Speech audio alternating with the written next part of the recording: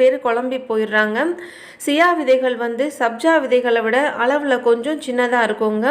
இதனுடைய நிறம் வந்து வெள்ளை, சாம்பல் மற்றும் கருப்பு நிறங்களில் கலந்துருக்கும். ஆனால் சப்ஜா விதைகள் வந்து கருப்பு எள் மாதிரி நல்ல அடர் கருப்பு நிறத்தில் இருக்குங்க. சியா விதைகள் என்பது சால்வியா ஹஸ்பனிகா என்ற தாவரத்தின் விதைகள் ஆகும்.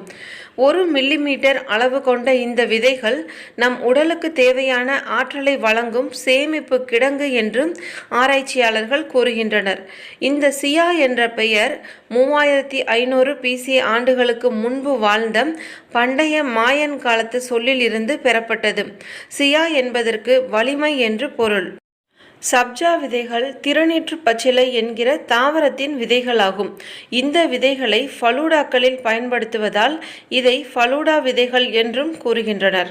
சியா விதைகள் மெக்சிகோவை பூர்வீகமாக